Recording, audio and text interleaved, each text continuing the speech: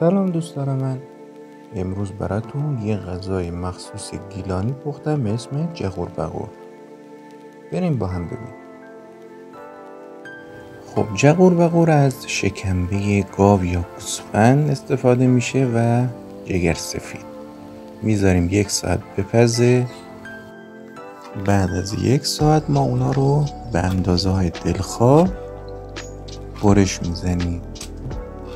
ما مردا معمولا چون تیکه های درشت استفاده میکنیم، من اینجا درشت خورد کردم، شما میتونید ریزترش کنید. رو بالا میبره. جگر سفید و شکمبه گوساله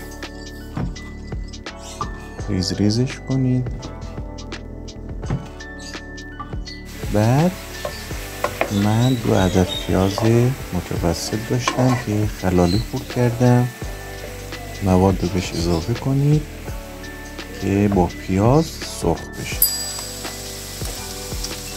بهش نمک، فلفل و زردچوبه اضافه کنید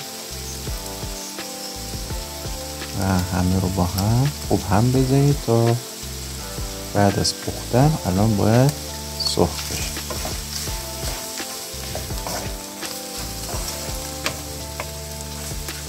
بعد از حدود نیم ساعت که تقریبا سرخ شد، شما میتونید گوجه اضافه کنید با قطعات بزرگ که خوشمزه تر میشه.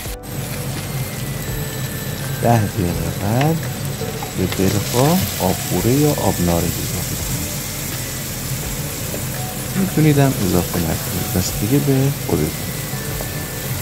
کلاً 1 ساعت و نیم تا 1 ساعت و 45 دقیقه این غذا طول میکشه. بسیار مقوی و خوشمزه. نوش جانتون.